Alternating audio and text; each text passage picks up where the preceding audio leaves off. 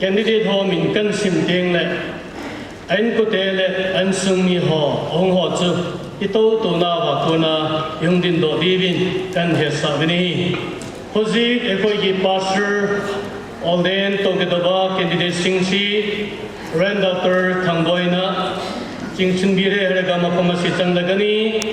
ma khoi gi ming si he pan bada ma khoi gi family do ga church loudly ba ma ya aduna Nakoi leifom pading magtada mayam ki mamang da lepi na ba oja sing mughan ning sin jamani amu hai jage candidates ki hi sing makoi gi ming hek e na panmada nakoi leifom pading da lepi yu hai na mayam bud koi sto jamani to hi hungu de tabin candidate number 1 Pastor SN Magi family sing moi le pom da matang le piyo abana pastor mangkling abana pastor say patin thang sen tu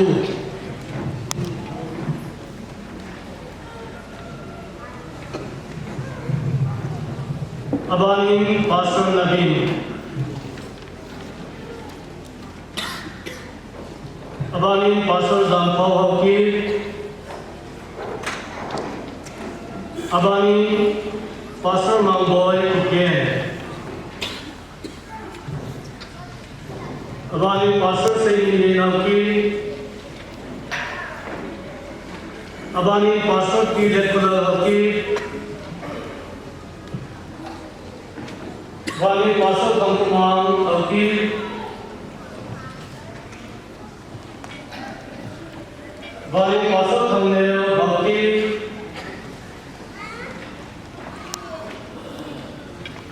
Bali pasal lampugi bhakti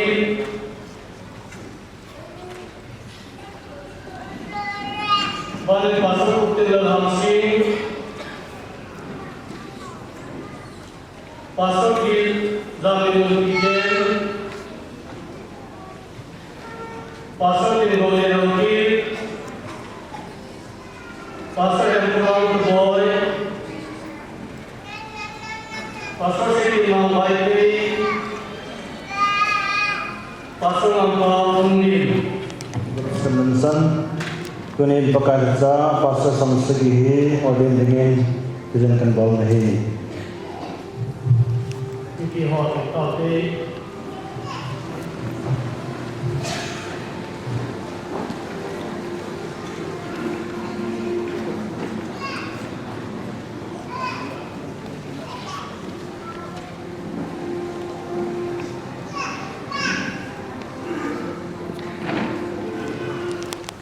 Kunabanin recommendation and introduction Rev. Dr. M. Thongse, our Chief General Secretary KBC.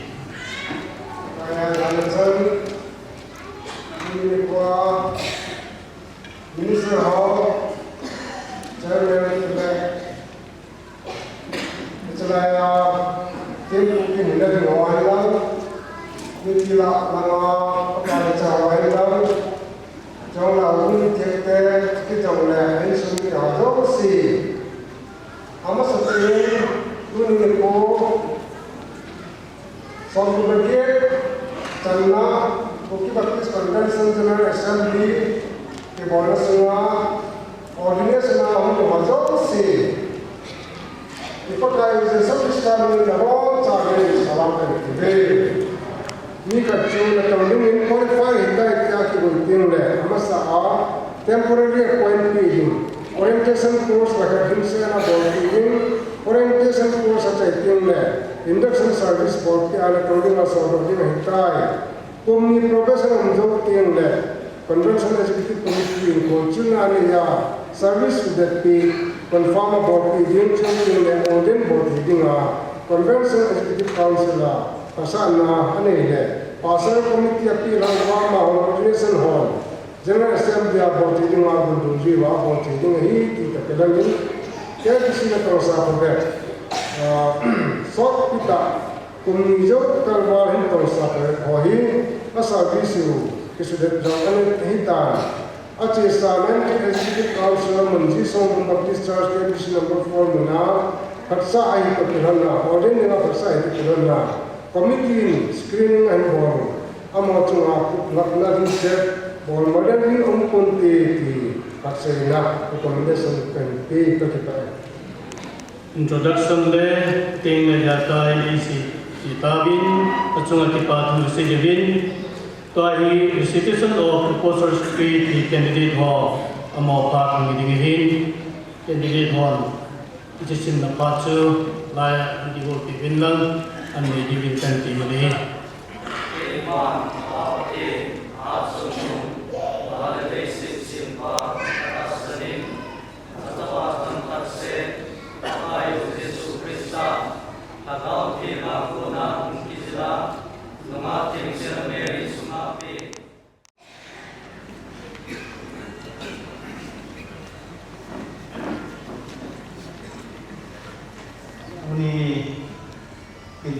Performing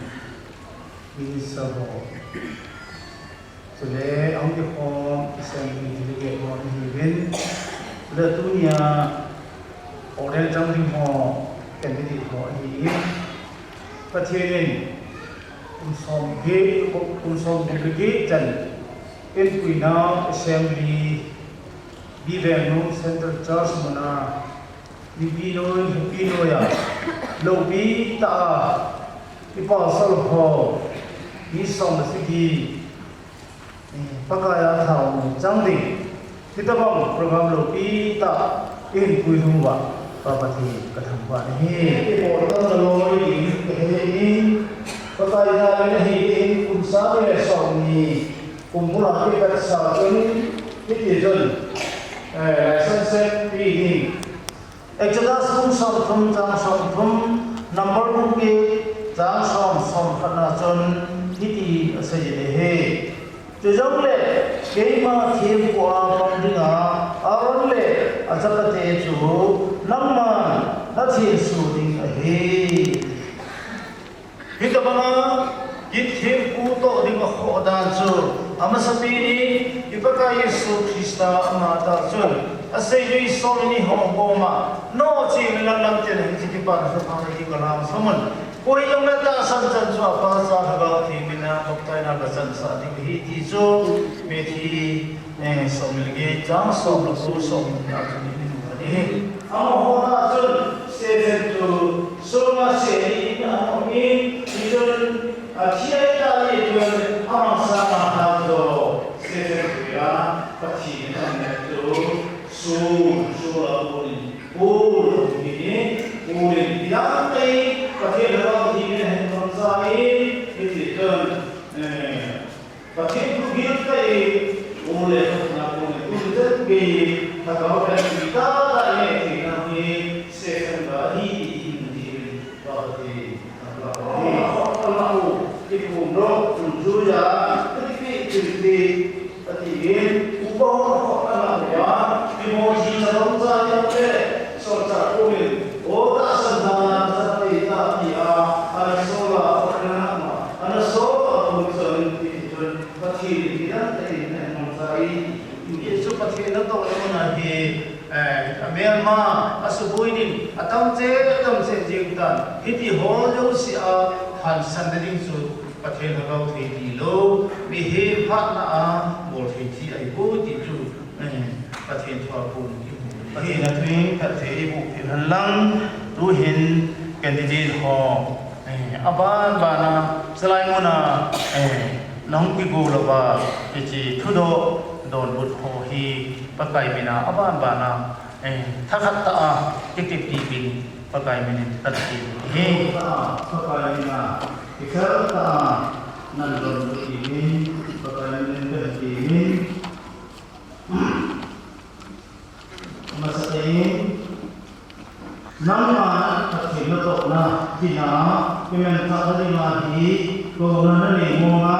ตัวเล็กที่ซาดีกันอดีตยาลุงเทนเสียลุกนานั่นเองนะอันนี้นี่ประเทศเลี้ยงที่นาผู้หัวหินดิสุที่ซาสนาปูนาตัวโซดินามุขีนาธาพระสิเสนีเอาเงี้ยที่ลุงเทนเสียนั่นละสนาตัวเล็กนั่นมันที่ไบเบิลทูที่โพสต์ดีตานั่นนะนั่นสิ่งที่นั่นมันเป็นรูปดีเงี้ยสิ่งนั้นอะไรสิ่งที่ถูกปิดปิดโอ้นาเย่อะไรเนี่ยนั่นมันปะกาจามันเนี่ยนั่นก็คงดีนั่นจุมาโหดีเลยทุกดินทุกเลยทุกดินโหยังเลยตุนเฮเสียจามาไม่ยุบนะ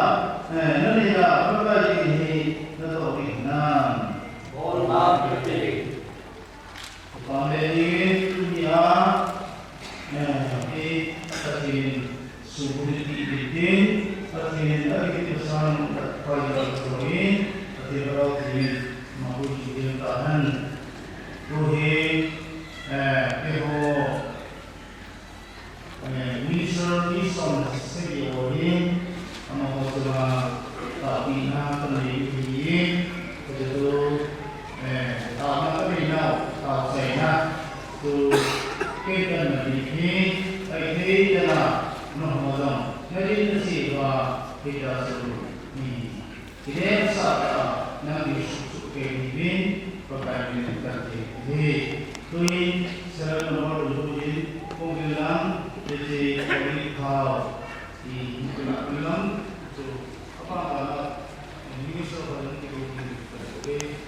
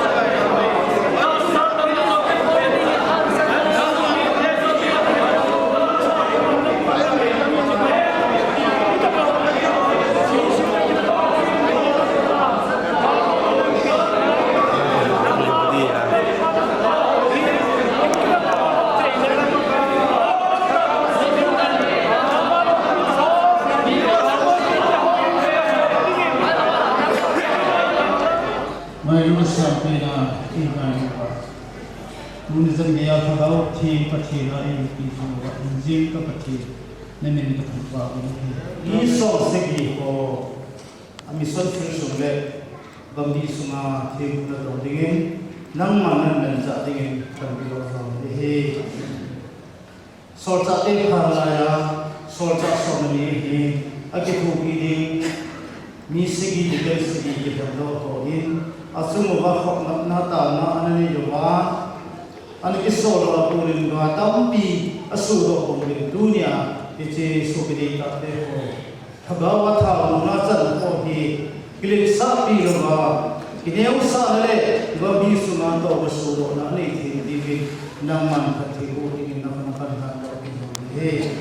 he ba tu ni ta thil bo thi na de ho chun tu ni na ki thi bu ke ho ke hi je wa min o ma ha ga thi mu lo ki thi bu nam ha ga thi tha ka chun am ho zo si tha mu zo di ki na kan pi de le ka thi bu na sa pa pa ka yi su ki sa na ka ta hi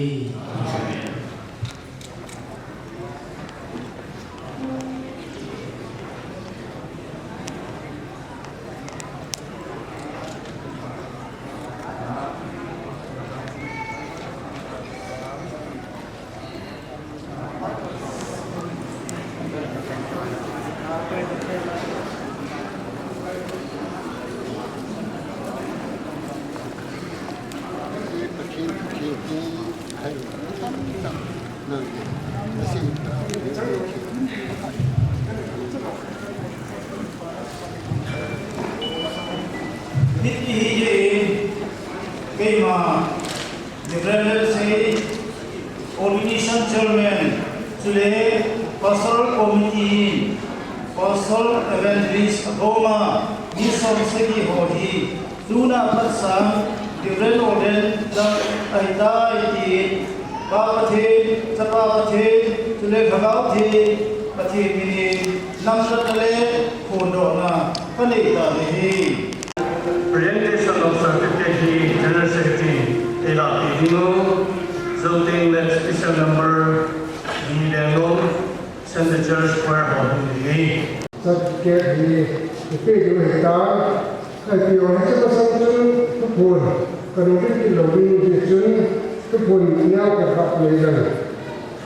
Cookie Baptist Convention Certificate of Ordination. This is to certify that after a satisfactory evaluation of his Christian experience, called to the ministry and view of Christian doctrine, Pastor Arambam Rajan Singh,